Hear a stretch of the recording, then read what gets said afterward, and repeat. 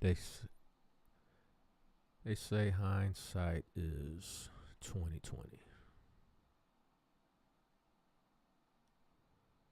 and that could very well be the fact. Because when you take a look back at the 90s, let's say the 90s,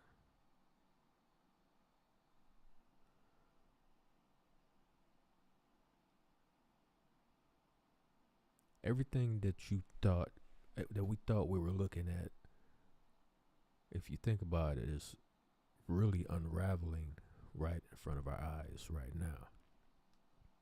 What do I mean by that? All you got to do is look no further than the Diddy case, of which hasn't even fully started to unravel yet, but you best believe it's coming. And all the names and videos and damning evidence against them is just a microcosm of what we thought we were getting in the 90s all along. And it's like a trickle down effect that has even bled into politics, which says, if you think about it, all the people around you that you grew up with, that you knew, you thought they would have the ability to have just a smidget of just natural born common sense. And then come to find out they have none of that. All you have to do is listen to some of the stupid shit that they say online. Even regards to the coming election, November 5th. Certain things is just a matter of common sense that they can easily find, because everybody, for the most part, has a smartphone. And what exactly is a smartphone? It's basically a computer in your pocket of which you can pull up any information that you need or want to learn about. Any information is at within the touch of your fingertips. But a lot of them, they choose not to know the truth. They let the idiot box program their mind. And that's why you hear a lot of regurgitated talking points come out of their mouth when you ask them, why exactly are you voting for Kamala? See, they know that a lot of people are going to chop their heads off, proverbially speaking, when it comes to how stupid it is to vote for someone based off of how they look. Of course, you got a lot of black people out there that are still doing that, and that just goes to show you how stupid they are. And the sad thing is that they are voluntarily being stupid. Just like back in the 90s, everything that we thought we were getting, come to find out, I'm weaving all this together. It's kind of, I'm going back and forth. But if you look at back at the 90s, the Flavor in the Ear video with Craig Mack and Biggie, with LL in there, and at the time, it really didn't click in my mind until people started talking about it recently. When LL comes in and he says he, she. Now, at the time, I thought he was. It really didn't click to me. I thought he was just making up words and just talking and getting himself charged up to spit. And then when you think about it, and then to unravel it even more, the rumors of this person in a video with Biggie, and one scene in the bed with Biggie, and another scene on a dance floor, and he up on this person. And I refer to this person as this person because I don't know what's true or not. I have no idea. If, there's rumors that this person is a he. Then on the flip side, people are saying this person came out and said, it's been proven that they're a woman because they came out and said they were. And when you ask about this supposed video where this person came out and said they were a woman, and you ask, okay, does this person have any children? And the answer being no, well, how do you know this person isn't lying? But as soon as you ask a question like that, people want to cancel you and jump all over you. And it's like, no, we're just trying to trace things back to the era of which, in hindsight, 2020, I mean, we revere the 90s as being a great time. But what if a lot of what we saw in the 90s was a lie? A lot of people in these spaces talk about the red pill and the blue pill and wanting to know the truth, to the facts, the truth of what's going on. Don't want to be sugar coated. That's how a lot of us Gen Xers are. We want to get straight to the truth, no matter how much it's disappointing or no matter how much it might hurt or infuriate us. We are the generation that only wants to deal with the truth, the facts, not what people's opinion of what the truth and the facts are, but what is actually going on. That's how our generation is. So even if that tends to, let's just say, destroy the 90s of what we thought we were getting, what we thought we were looking at, we are more than willing to take a look at that. Because it's a trickle down effect of like the negative aspects of the 90s. We gonna have to just throw all that in the trash, especially if it's revealed that everything was a lie and what we thought we were seeing, we were not seeing. And Cat Williams said, he said it at the beginning of this year, hey, a lot of things will be unveiled this year.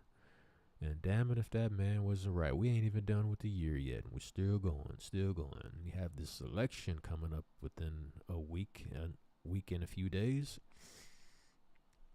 And you still have people online, mostly misandrous. And you could tell, first telltale sign of the misandrous is if they're wearing a bull ring, you know what side of the aisle they're on with that mess in their nose.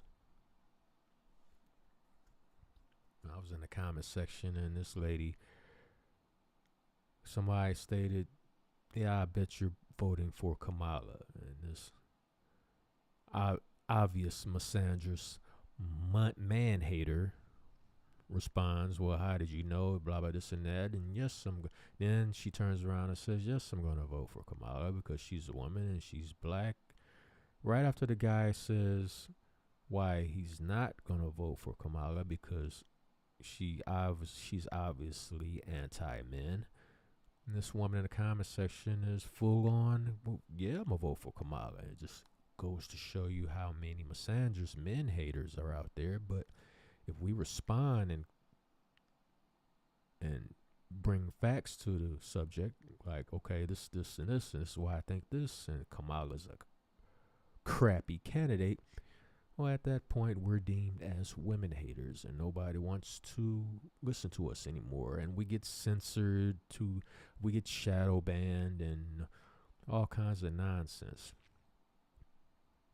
That's been going on since the 80s and 90s, actually.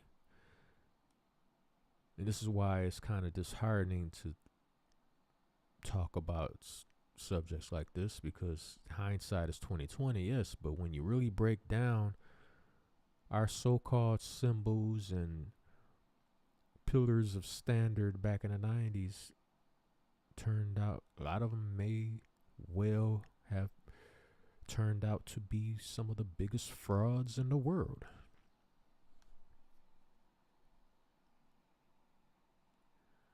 And this Diddy trial is going to expose a whole lot of that.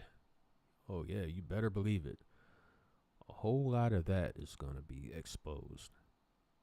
How much of the 90s was just smoke and mirrors? See, starting to look like the realest Gen Xers of that era were the regular people. The regular people of which you see a lot of now on YouTube and TikTok and social media as a whole, whether it's X or Facebook, when you're not getting censored into oblivion, Rumble.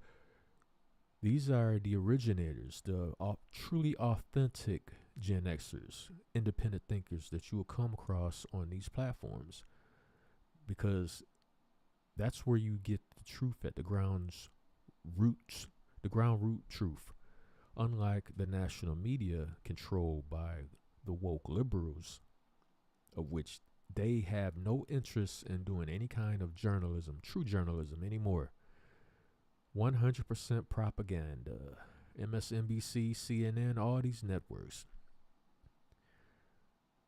They don't want to talk about what the people really want to talk about. They want to talk about what they want to talk about.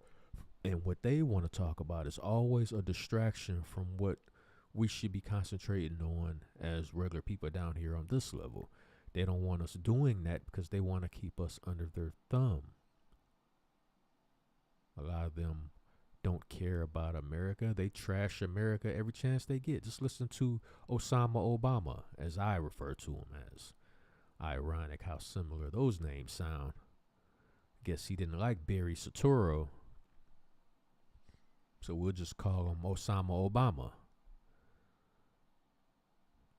With the mysterious bloodline, I wonder how far his bloodline goes down. What rabbit hole, what he's connected to, related to through bloodline. Because he sure ain't for black people coming out talking that bullshit that, oh, I'm talking to the brothers. Why you not going to support a woman? Nigga, just because the woman leads you around by your big ears, just because she has your nuts in a mason jar on top of the refrigerator, don't mean all of us want to be in that situation, subservient to a misandrous, man-hating broad. You can keep that. And just because you coo her into the position she's in, it doesn't mean that black men are going to jump at the whims of you or Kamala Harris. Osama Obama.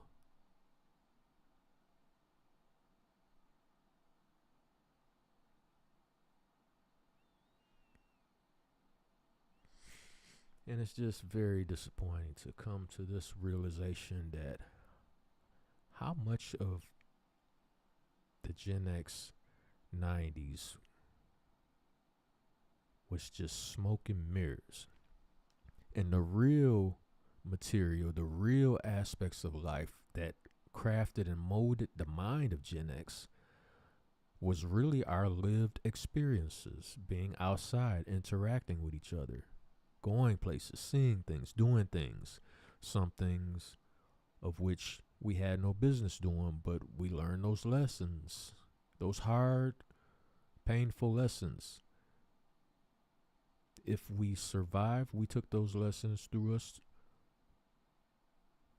took those lessons with us throughout our lives. That way, today we come online and we can talk about it because we survived. A lot of us wasn't as lucky though. A lot of us fell to the wayside, in the graveyard. So it's just a lot to take in right now. And I just jumbling and fumbling through my thoughts because there's just so many of them. Because just what we thought we were getting in a lot of situations we wasn't getting it at all. You look at the cartoons, and a lot of the cartoons that we used to watch, they were solid. Out of all the violence and excitement and action we get in those cartoons, there was always a strong, solid message. Usually the message surrounded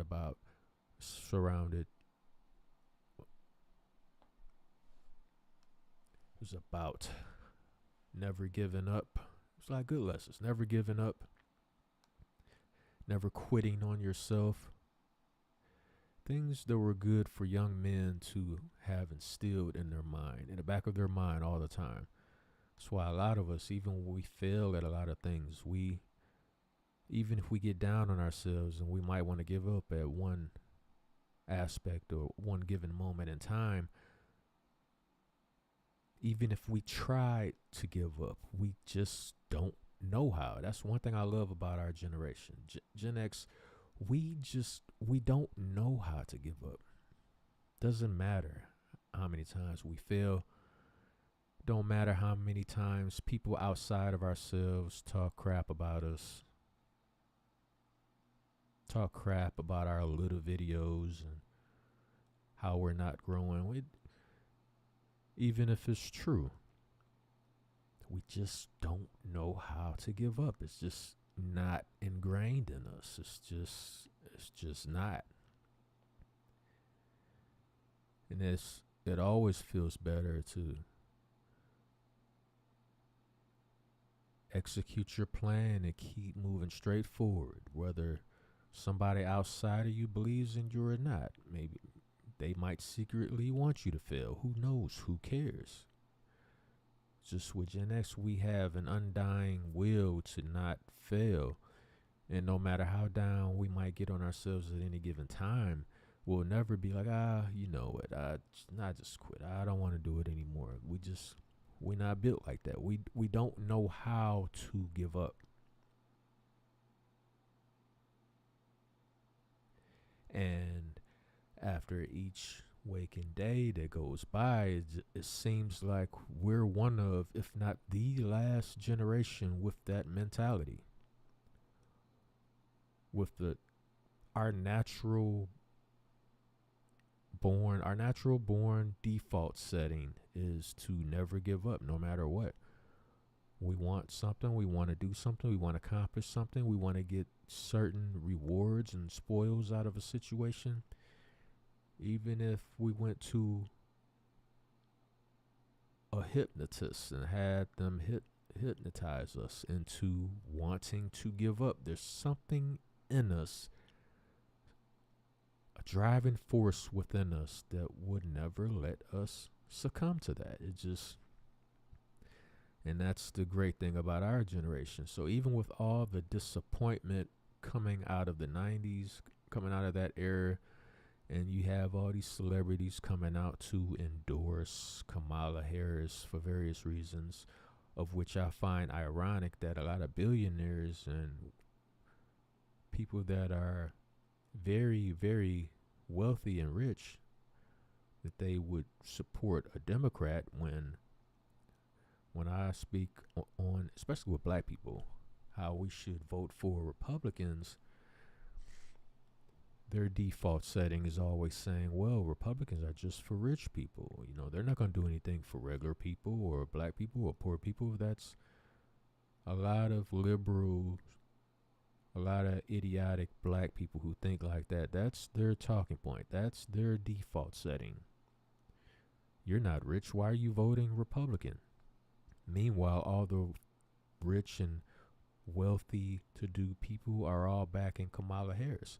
What do they tend to gain out of this?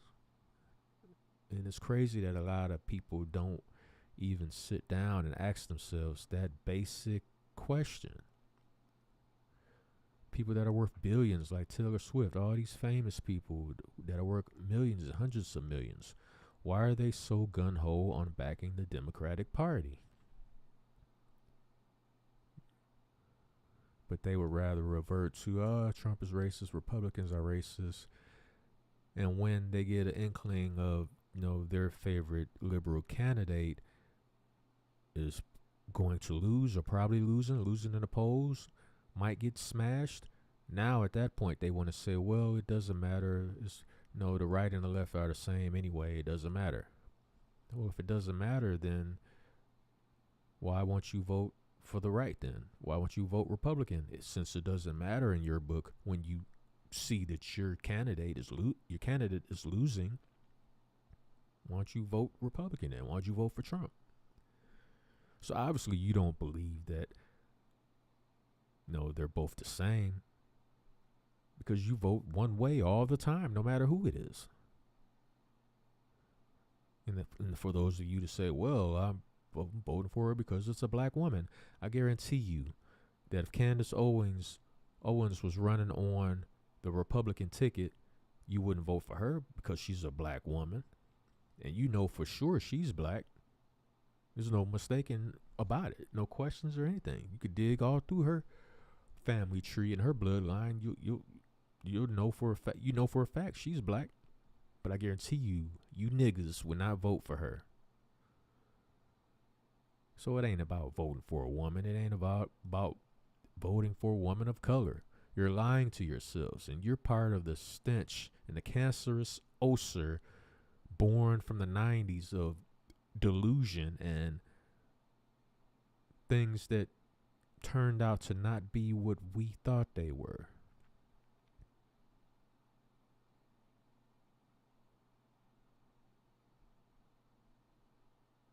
But hey, what do I know? I'm just a guy with a mic talking on the internet. Hit the like button, subscribe to the channel. Red Blizzard 357. I'm out.